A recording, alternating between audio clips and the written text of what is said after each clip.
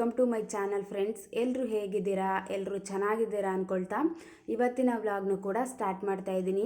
ಈ ವ್ಲಾಗ್ ಏನಾದರೂ ನಿಮಗೆ ಇನ್ ಕೇಸ್ ಇಷ್ಟ ಆಯಿತು ಅಂದರೆ ಪ್ಲೀಸ್ ಒಂದು ಲೈಕ್ ಮಾಡಿ. ಇದು ಹಬ್ಬದ ದಿನದ ವ್ಲಾಗು. ಬೆಳಗ್ಗೆಯಿಂದನೇ ಸ್ಟಾರ್ಟ್ ಮಾಡ್ತಾ ಇದ್ದೀನಿ. ಅಂದರೆ ಪೂಜೆ ಎಲ್ಲ ಮುಗಿಸ್ಕೊಂಡು ಆಮೇಲೆ ತಿಂಡಿ ಮಾಡೋಣ ಅಂತ ಕಿಚನ್ಗೆ ಬಂದೆ. ಆವಾಗ ಸ್ಟಾರ್ಟ್ ಮಾಡೋಣ ಅಂತ ಮಾಡ್ತಾ ಇದ್ದೀನಿ. ನಾನು ಫಸ್ಟ್ ಟೈಮ್ ಸಿಹಿ ಕಡುಬನ್ನ ಟ್ರೈ ಮಾಡಿದ್ದೆ. ಎಷ್ಟು ಚೆನ್ನಾಗಿ ಬಂದಿತ್ತು ಅಂದರೆ ನಿಜವಾಗ್ಲೂ ತುಂಬ ಟೇಸ್ಟಿಯಾಗಿ ಬಂದಿತ್ತು.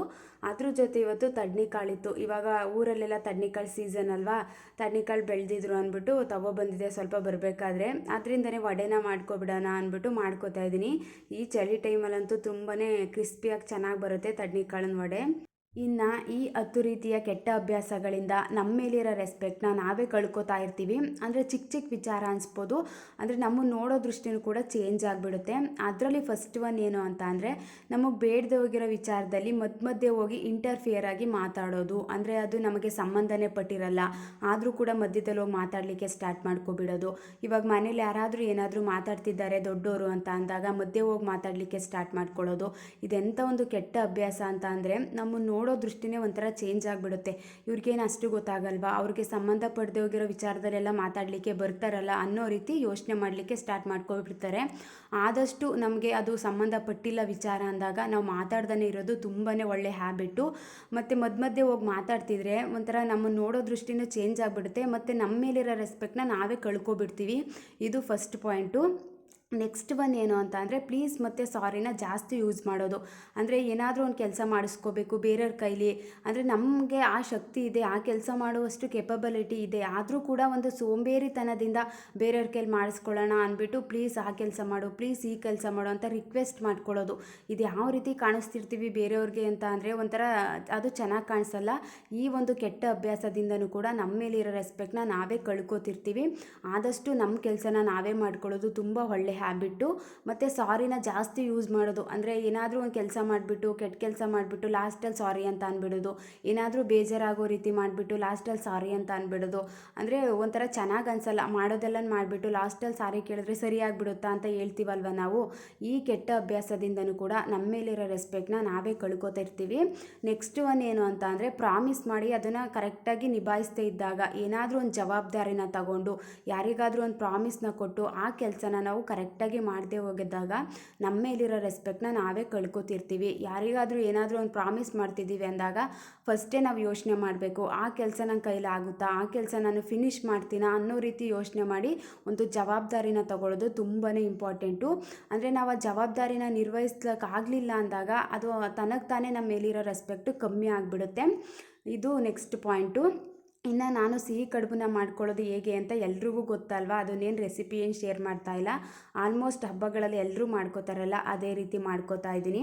ನೆಕ್ಸ್ಟ್ ಪಾಯಿಂಟ್ ಬಂದು ಡ್ರೆಸ್ಸಿಂಗ್ ವಿಚಾರ. ಅಂದರೆ ಬಟ್ಟೆ ವಿಚಾರದಲ್ಲಿ ತುಂಬಾ ಇಂಪಾರ್ಟೆಂಟ್ ಇದು. ಅಂದರೆ ನಮಗೆ ಅನಿಸ್ಬಿಡುತ್ತೆ, ಅಯ್ಯೋ ಬಟ್ಟೆ ನೋಡಿ ಎಲ್ಲರೂ ಮಾತಾಡ್ತಾರ ಅಂತ. ನಾವು ಮಾಡೋದು ಅದೇ ರೀತಿ ಅಲ್ವಾ. ಯಾರಾದರೂ ಇವಾಗ ಒಂದು ಚೆನ್ನಾಗಿ ಡ್ರೆಸ್ ಹಾಕ್ಕೊಂಡಿದ್ದಾರೆ, ಒಂದು ನೀಟಾಗಿ ರೆಡಿಯಾಗಿದ್ದಾರೆ ಅಂದಾಗ ನಾವು ಅವ್ರು ಮಾತಾಡಿಸೋ ರೀತಿಯೇ ಚೇಂಜ್ ಆಗಿಬಿಡುತ್ತೆ. ಅದು ತಾನಾಗೇ ಬಂದುಬಿಡುತ್ತೆ. ಒಂದು ರೆಸ್ಪೆಕ್ಟ್ ಕೊಡಬೇಕು ಅನ್ನೋ ರೀತಿ ಅದು ತಾನಾಗೆ ನಾವು ಮಾತಾಡಲಿಕ್ಕೆ ಸ್ಟಾರ್ಟ್ ಮಾಡ್ಕೋತೀವಿ. ಇವಾಗ ಎಲ್ಲಿಗಾದರೂ ಹೊರಗಡೆ ಹೋಗ್ತೀವಿ, ಫಂಕ್ಷನ್ಗೆ ಹೋಗ್ತೀವಿ ಅಂದಾಗ ನೀಟಾಗಿ ಒಂದು ಡ್ರೆಸ್ ಹಾಕ್ಕೊಂಡ್ರೆ ಅಲ್ಲಿ ಮಾತಾಡೋ ರೀತಿಯೇ ಒಂಥರ ಚೇಂಜ್ ಆಗಿಬಿಡುತ್ತೆ. ಅದು ತನಗೆ ತಾನೇ ಒಂದು ರೆಸ್ಪೆಕ್ಟ್ ಕೊಡಬೇಕು ಅನ್ನೋ ರೀತಿ ಫೀಲ್ ಆಗಿಬಿಡುತ್ತೆ. ಇದು ತುಂಬಾ ಇಂಪಾರ್ಟೆಂಟು. ಡ್ರೆಸ್ಸಿಂಗ್ ವಿಚಾರದಲ್ಲಿ ಆದಷ್ಟು ಒಂದು ನೀಟಾಗಿ ಡ್ರೆಸ್ ಹಾಕ್ಕೊಳ್ಳೋದಾಗಿರ್ಬೋದು, ಇದೆಲ್ಲ ನಮ್ಮ ಮೇಲಿರೋ ರೆಸ್ಪೆಕ್ಟ್ನ ಒಂದು ಜಾಸ್ತಿ ಮಾಡುತ್ತೆ.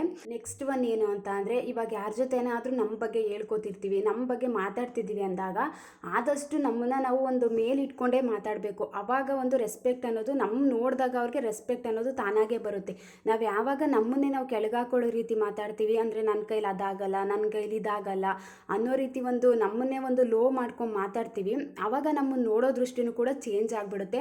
ಆದಷ್ಟು ನಮ್ಮನ್ನು ಒಂದು ಸೆಲ್ಫ್ ರೆಸ್ಪೆಕ್ಟ್ ಅನ್ನೋದನ್ನು ಜಾಸ್ತಿ ಮಾಡಿಕೊಂಡೇ ಮಾತಾಡಬೇಕು. ನಮ್ಮನ್ನು ಒಂದು ಮೇಲ್ಗಡೆ ಇಟ್ಟೇ ನಾವು ಮಾತಾಡಲಿಕ್ಕೆ ಸ್ಟಾರ್ಟ್ ಮಾಡ್ಕೊಂಡಾಗ ನಮ್ಮನ್ನು ನೋಡೋರು ಕೂಡ ಒಂದು ಚೆನ್ನಾಗಿ ಒಂದು ರೆಸ್ಪೆಕ್ಟ್ಫುಲ್ಲಾಗೆ ನೋಡ್ತಾರೆ.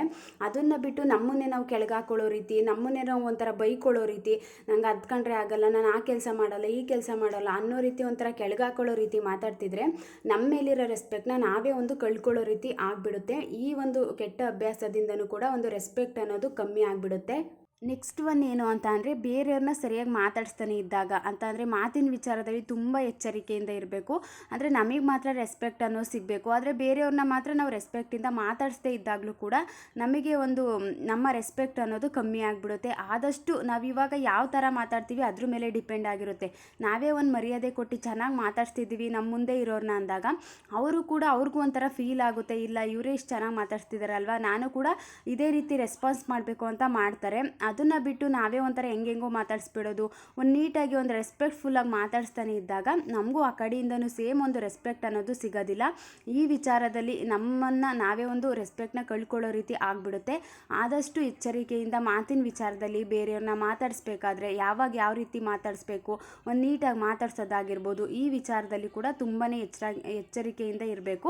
ಇದು ಕೂಡ ಒಂದು ರೆಸ್ಪೆಕ್ಟ್ನ ಕಳ್ಕೊಳ್ಳೋ ರೀತಿ ಮಾಡಿಬಿಡುತ್ತೆ. ನೆಕ್ಸ್ಟ್ ಏನು ಅಂತ ಅಂದರೆ ಚಿಕ್ಕ ಚಿಕ್ಕ ವಿಚಾರಗಳಲ್ಲಿ ಕೋಪ ಮಾಡ್ಕೊಳ್ಳೋದು ಮತ್ತು ಟೆನ್ಷನ್ ಜಾಸ್ತಿ ಮಾಡ್ಕೊಳ್ಳೋದು. ಯಾರಾದರೂ ಏನಾದರೂ ಹೇಳ್ತಿದ್ದಾರೆ ಅಂದಾಗ ಕೇಳಿಸ್ಕೊಳ್ಳೋವಂಥ ಪೇಷನ್ಸ್ ಇಲ್ದೇ ಇರೋದಾಗಿರ್ಬೋದು, ಅಂದರೆ ಗಾಬರಿ ಥರ ಮಾತಾಡೋದಾಗಿರ್ಬೋದು, ಸರಿಯಾಗಿ ಆನ್ಸರ್ ಮಾಡ್ದೇ ಇದ್ದಾಗಲೂ ಕೂಡ ಇವೆಲ್ಲ ಚಿಕ್ಕ ಚಿಕ್ಕ ವಿಚಾರ ಅನಿಸ್ಬೋದು. ನಮ್ಮ ರೆಸ್ಪೆಕ್ಟ್ನ ನಾವೇ ಒಂದು ಕಳ್ಕೊಳ್ಳೋ ರೀತಿ, ನಮ್ಮನ್ನು ನೋಡೋದು ಒಂಥರ ಲೋ ಆಗೇ ನೋಡಲಿಕ್ಕೆ ಸ್ಟಾರ್ಟ್ ಮಾಡ್ಕೊಬಿಡ್ತಾರೆ. ಒಂದು ಕಾನ್ಫಿಡೆಂಟಾಗಿ ಆನ್ಸರ್ ಮಾಡ್ದೇ ಇದ್ದಾಗಲೂ ಕೂಡ ನಮ್ಮ ರೆಸ್ಪೆಕ್ಟ್ನ ನಾವೇ ಒಂದು ಕಮ್ಮಿ ಮಾಡ್ಕೊಳ್ಳೋ ರೀತಿ ಆಗಿಬಿಡುತ್ತೆ.